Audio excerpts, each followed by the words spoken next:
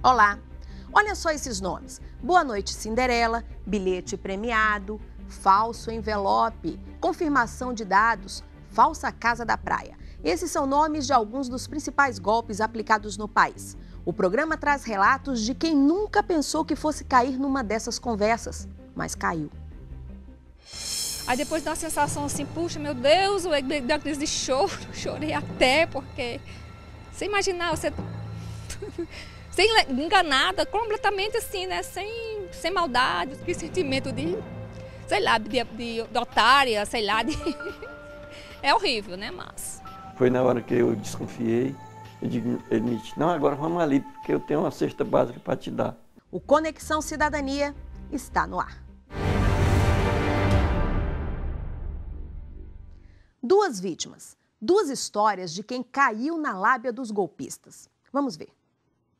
Esta mulher tinha acabado de sair do banco, onde sacou o benefício do INSS quando chegou a esta agência lotérica para pagar as contas do mês. Quando penso que não, cai um pacote nos meus pés. Que eu olho para trás, uma senhora me aponta dizendo assim, esse dinheiro é seu? Eu digo, não é meu. É da senhora, assim, não é meu.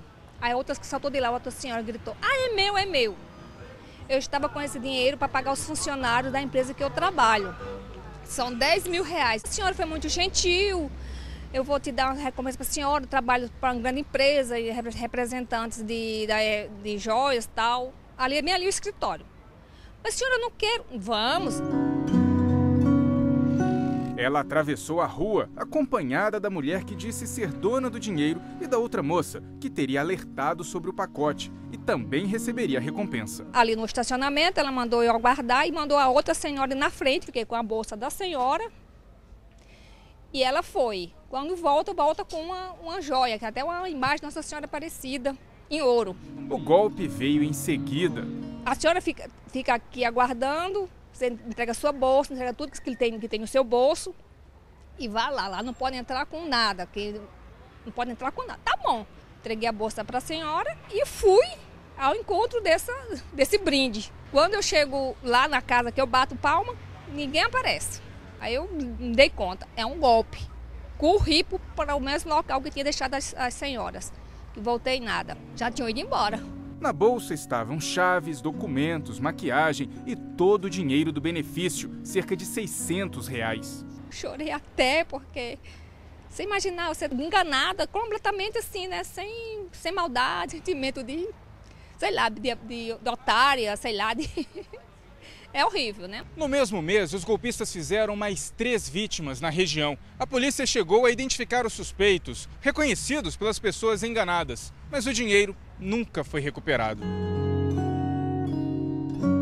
Os golpistas estavam de olho também neste aposentado. No mês passado foi ao banco sacar o benefício. Na chegada foi abordado por um idoso que o convidou para tomar um café.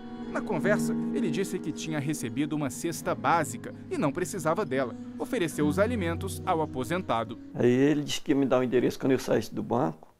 Mais tarde eu te dou o endereço.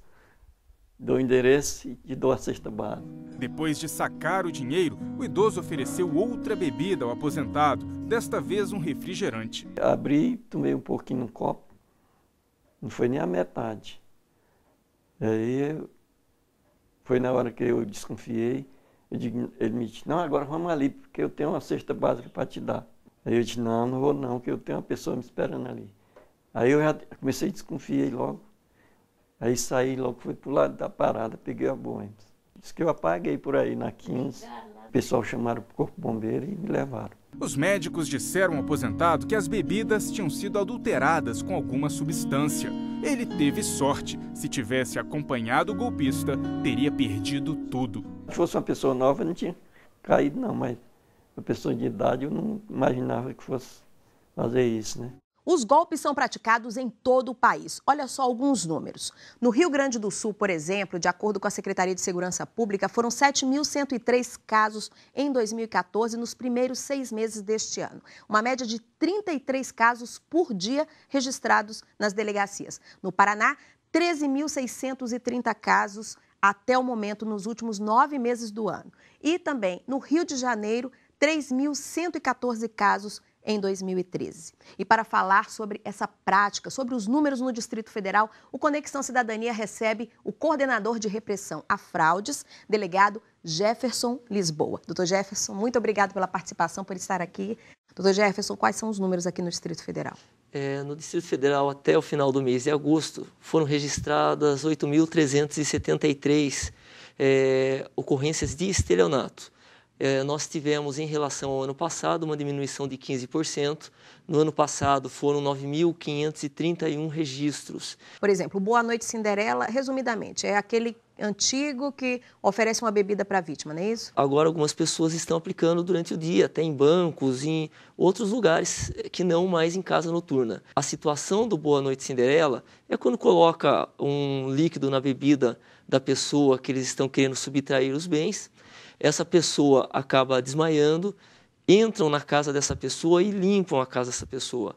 Os autores desse crime, eles não respondem pelo estelionato, e sim vão responder pelo crime de roubo, artigo 157, apesar de não ter ocorrido nenhuma espécie de, não ter ocorrido violência, não ter ocorrido ameaça.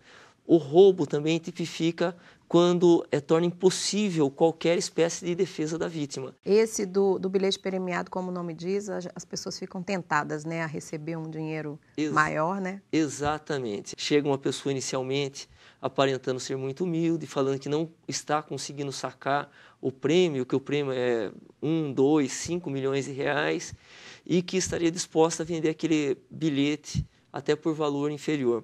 Chega um comparsa desse autor, fala, é a oportunidade da sua vida, vamos conferir se esse número está correto, se essa premiação está correta.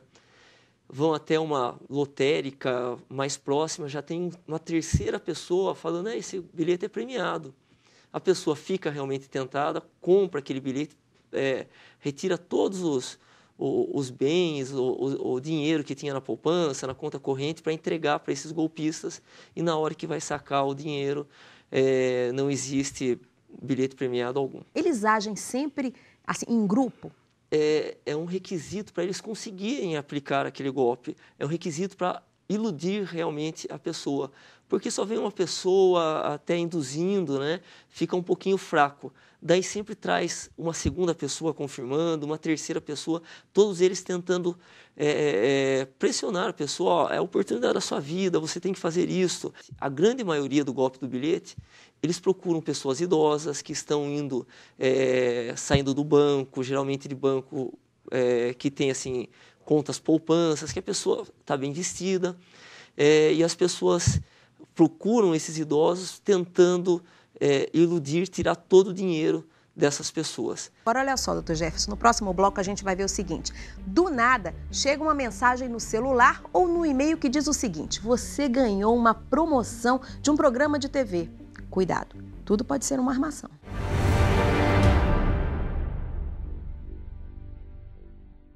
Você está sempre conectado ao Facebook? Nós também. Atualizamos a página do STJ o tempo todo. Fotos, ilustrações, vídeos, dicas sobre direito e cidadania para você ficar ligado ao que acontece aqui e no mundo. A página do STJ no Facebook conecta e informa. Com uma linguagem simples, descontraída, bem-humorada, conquista milhares de seguidores a cada dia e já chegou a mais de 1,5 milhão de pessoas. Somos o maior tribunal no Facebook. Espaço interativo. Aqui você pode conhecer melhor seus direitos e ainda participar de promoções, sorteios e jogos. De qualquer lugar você acessa as decisões que mudam o curso do país e saem das salas de julgamento e chegam até onde você está, em casa, no trabalho, em qualquer lugar. Acesse facebook.com/STJ Notícias. Superior Tribunal de Justiça, o Tribunal da Cidadania.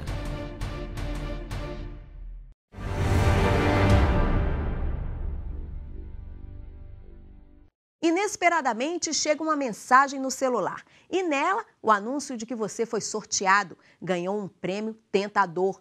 Em geral, é um carro 0 quilômetro, uma quantia alta em dinheiro e até uma casa própria. O golpe da falsa promoção há muito tempo deixou de ser novidade, mas a verdade é que, com frequência, ainda é aplicado e indica que continua a ser uma armadilha eficaz usada pelos criminosos. Ela falou que a gente tinha sido sorteada numa casa e 100 mil reais. Era uma conversa bonita, que a gente tinha ganhado, que era muito bom, ia melhorar a vida da gente. É claro que eu caí na besteira, né? Eu fiquei alegre. Por que não quer ganhar uma casa? Quem é que não quer ganhar 100 mil? Qualquer pessoa quer, principalmente quem paga aluguel. Maria estava com uma amiga quando recebeu a notícia. As duas até fizeram planos como falso prêmio. Já tinha planejado, igual, é 50 para você, 50 para mim. A casa, você está morando comigo, a gente mora até um dia você arrumar um casamento e fica. Pronto, a casa é uma maravilha. A gente vai sair do aluguel, a gente vai trabalhar só para fazer outras coisas. O princípio é o mesmo de todos os golpes. Os estelionatários se valem de uma combinação de ingenuidade e curiosidade da vítima. Na maioria dos casos, o objetivo é conseguir recarga telefônica ou induzir o suposto premiado a realizar depósitos bancários em contas desconhecidas. Foram 2 dias seguindo todas as orientações dos golpistas. O resultado foi um prejuízo de aproximadamente R$ 350. Colocando crédito direto e nada, não apareceu ninguém e nada de retorno. Durante os telefonemas, o homem foi audacioso. Ele falando que a gente tinha ganhado, eu digo, isso é mentira. Ele disse, não, você não tem que ser assim, pessimista, tem que pensar positivo. Você não acredita em Deus? Eu digo, acredito porque tudo que a gente tem é por intermédio dele. A ficha só caiu depois que o dinheiro acabou. Liguei novamente, que ele mandou esperar, né? Foi quando eu peguei o celular e falei com ele, eu digo, vocês estão mentindo, vocês estão roubando. Isso não existe. Não existe sim, minha senhora, não precisa isso. Você só coloca mais um pouquinho, eu digo, não tem mais dinheiro. Tá vendo? É mentira. Por que eu tenho que colocar crédito no celular de vocês para vocês ligar para mim, conversar comigo dizendo que eu fui sorteado? Não, é mentira. Digo, pois eu vou ligar para o meu filho agora e ele vai rastrear o celular. Sai, então tá bom. Mais tarde eu ligo para a senhora e pego tudo direitinho. Você ligou? Não. Porque era mentira. Os golpistas usaram o nome de uma emissora de televisão para enganar Maria. Como eu comprava a Telecena, eu achei que fosse da Telecena. Porque ele falou que era da produção do SBT. Então, eu não ia desacreditar. No site da empresa, o SBT faz um alerta sobre esse tipo de fraude e esclarece que não envia nenhuma mensagem sobre prêmios. Eu espero que eles paguem. Seja pego, qualquer tempo. Qualquer tempo que pegarem eles é bem-vindo. Doutor Jefferson, a empresa fala, né? Não encaminhamos e-mail, não avisamos desta forma para o ganhador. Mas não tem jeito, as pessoas sabem que a internet hoje, né, é um meio rápido de se comunicar, então não seria tão incoerente a empresa mandar um e-mail dizendo que ganhou, mas é sempre um caso para se suspeitar, né? O importante é que a pessoa tenha conhecimento que se ela não está participando de nenhum sorteio, as emissoras de TV não encaminham nenhum tipo de informação por esses meios. E você tem que pagar para receber um prêmio, isso não existe. Essas mensagens, infelizmente, continuam chegando, utilizam de telefones pré-pagos, né, telefones que eles descartam o chip, usam CPFs falsos para cadastrar a conta. Em um curto período, eles arrecadam valores e eliminam esse chip. Quais são os elementos importantes que essa vítima tem que levar para a polícia? Tem que levar todos os elementos, no caso do celular, tem que levar o telefone, o aparelho celular. No caso do golpe do bilhete, a pessoa tem que levar as características do autor, que ela vai ter o contato com o autor, e não chegar envergonhado na delegacia de polícia e narrar fatos que não são verdadeiros. Infelizmente, no caso do golpe do bilhete, a pessoa chega envergonhada porque caiu num golpe, falando, poxa, eu nunca imaginei que eu cairia. A pessoa cai e a vítima muitas vezes chega na delegacia falando que foi vítima de um roubo, que estava saindo do banco com dinheiro, foi abordado por pessoas. Isso só atrapalha o serviço policial e protege esses criminosos, porque a polícia vai começar acreditando na vítima, imaginando que está investigando um roubo e não um estelionato. E daí até demora... porque a linha de investigação é outra, né? Com certeza. E a polícia vai descobrir que aquilo é uma mentira.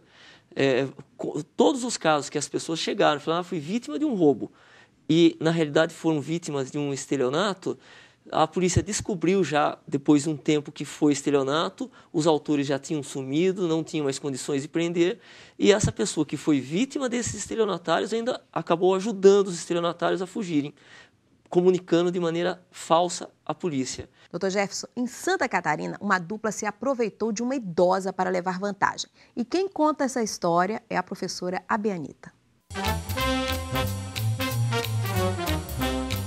O golpe da loteria premiada rendeu a 2 estelionatários que agiam em Florianópolis, capital de Santa Catarina, o pagamento de R$ 6.000 de indenização e prestação de serviços à comunidade. Eles enganaram uma senhora de 70 anos. A dupla convenceu a idosa a seguir com eles até um banco. Lá, ela retirou uma quantia para ajudá-los a receber um bilhete premiado de valor superior ao do saque feito pela idosa. A promessa é de que daria uma boa quantia com uma espécie de recompensa. Em primeira instância, os 2 foram condenados a 1 ano e 3 meses de reclusão em regime aberto. No Tribunal de Justiça de Santa Catarina, a defesa pediu a absolvição. Alegou não haver elementos que comprovassem o prejuízo que a idosa sofreu. No entanto, toda essa argumentação não surtiu efeito. O relator afirmou que ficou claro que eles se aproveitaram da idosa para levar vantagem. Obrigada, professora. E os criminosos estão de olho também, sabem em quem? Nas revendedoras de veículos. Os motivos você vai ver em instantes.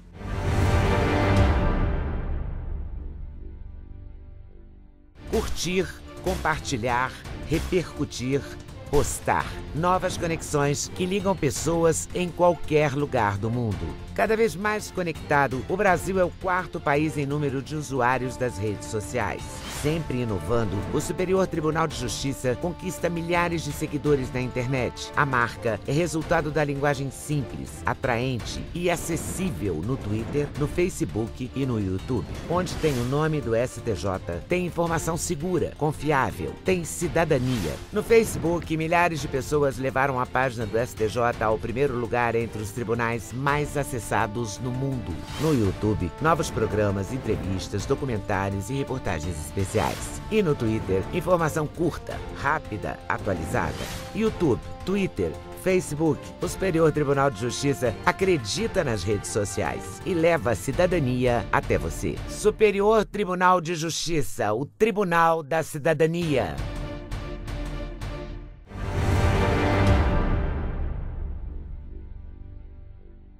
Agora, o golpista está de olho não só naquela vítima que fica na porta do banco, não. Essa é apenas uma das formas deles agirem. Um setor que atrai muito é o de revenda de veículos. Este homem tem uma loja de carros e foi uma das vítimas dessas quadrilhas. Como foi que isso aconteceu? Várias pessoas vinham aqui, aprovavam o cadastro, trazia carro de fora para fazer financiamento, nós aprovávamos o cadastro, passávamos o cadastro para o banco dentro do mesmo dia, tinha a resposta positiva que estava aprovado o cadastro.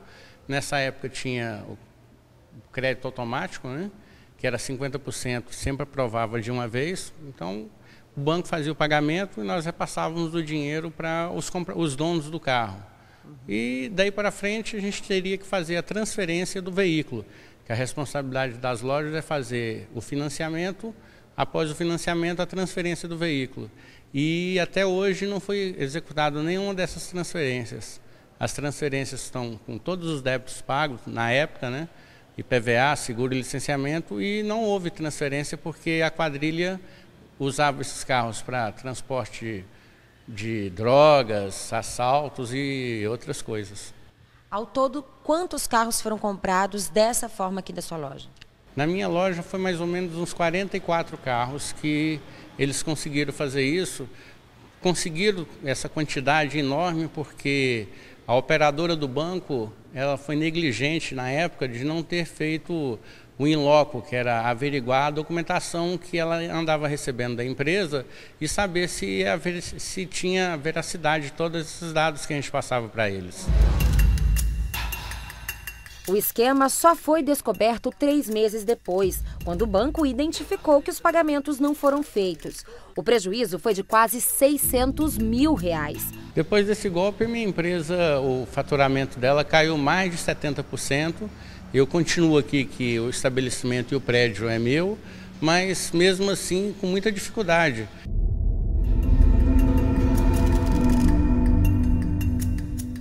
Em 2012, a Márcia decidiu trocar de carro. Ela deu uma entrada e dividiu a diferença em 12 parcelas fixas para poder fugir dos juros.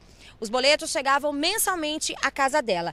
Mas um belo dia, o boleto chegou e aí você viu que tinha alguma coisa de estranha, né, Márcia? Com certeza, porque era um boleto com a impressão meio rústica, uma coisa meio, sabe, forjada, mas continha todos os meus dados pessoais e o dado do meu veículo, o que me preocupou. Mas me chamou mais atenção ainda o valor, porque como eu tinha, já era a 6ª parcela que eu tinha que pagar de um determinado valor até alto e fixo, que tinha sido acordado, né, com a concessionária, esse valor veio a menor.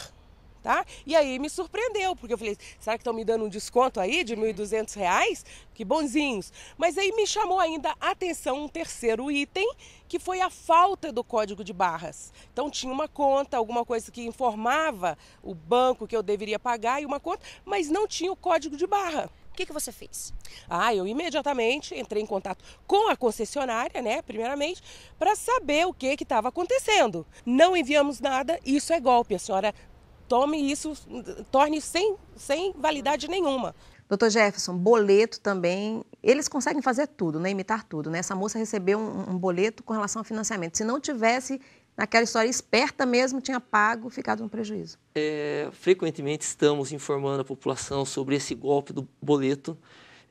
Ocorreu aqui no Distrito Federal. Nós prendemos uma organização criminosa que estava espalhada por todo o país e eles estavam aplicando contra vítimas aqui em Brasília, aqui no Distrito Federal. Após a prisão deles, ocorreu isso em torno de 8 a 10 por dia no Distrito Federal, caiu a 0 o número de registros de ocorrência desse tipo de golpe. Eles levantam os dados pessoais da vítima, sabem que a vítima tem uma dívida com alguma dívida, ou seja, com um banco, uma financeira, com uma escola.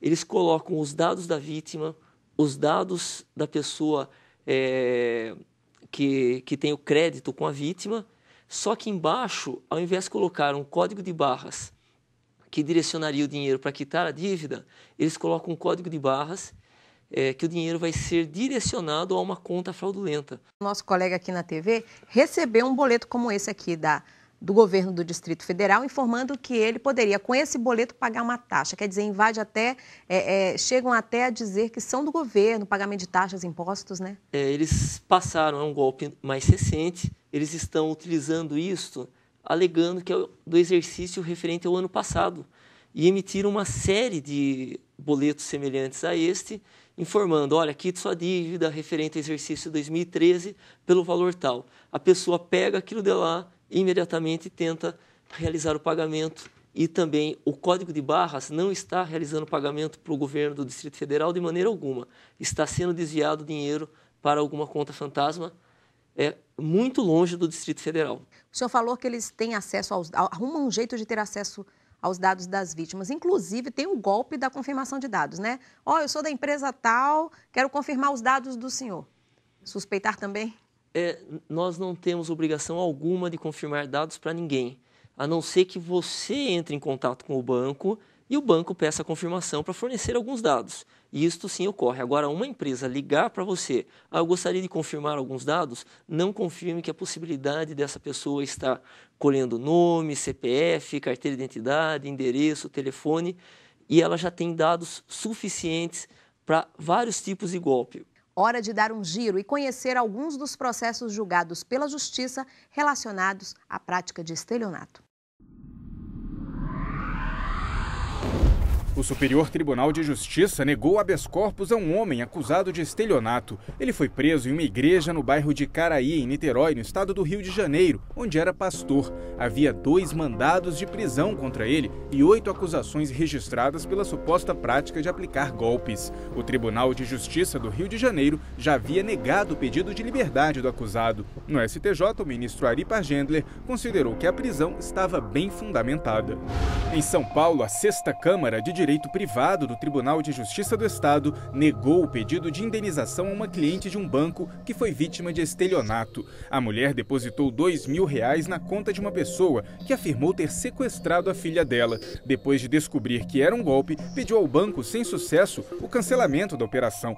Os desembargadores consideraram que não houve falha da instituição financeira e é contra o estelionatário que a autora da ação deveria acionar a justiça. Na região metropolitana do Rio de Janeiro, foram 12.000 casos de estelionato nos primeiros 5 meses do ano passado, com 279 condenações no mesmo período. O juiz Marco Couto, da primeira vara criminal de Jacarepaguá, comentou o assunto por telefone ao Conexão Cidadania. Há essa disparidade entre crimes de estelionato e condenações de estelionatários em razão da pena que é prevista para o estelionato, porque a pena é de 1 a 5 anos de reclusão. Essa pena mínima de 1 ano de reclusão permite que os réus se beneficiem com um benefício chamado suspensão condicional do processo. Ao final desse período de 2 anos, se extingue a punibilidade e não se chega a julgar propriamente o mérito. Não se define se houve ou não o crime de estelionato, apenas se extingue a punibilidade. Isso então diminui muito o número de sentenças de mérito propriamente dita. As consequências do crime de estelionato muitas vezes são devastadoras. Arruína-se o patrimônio de uma família que uma família conseguiu agrupar durante toda uma vida. Doutor Jefferson, o papel do judiciário, né? O senhor que está lá na pontinha, pega o início do caso, investiga. São organizações criminosas que aplicam golpe. Acaba sendo uma situação de um crime fácil de se aplicar e geralmente estruturados, com chefes, operadores. Então, constantemente nós estamos precisando de liminares, essas liminares que envolvem mandado de busca, mandados de prisão e outras liminares que não vamos falar para não atrapalhar algumas investigações em curso.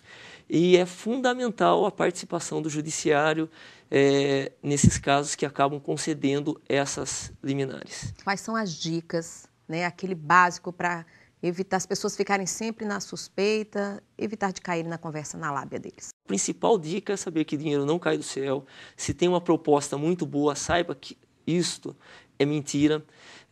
Não tem como alguém querer vender um bilhete premiado de milhões por 10% do valor. Ninguém que faria isso.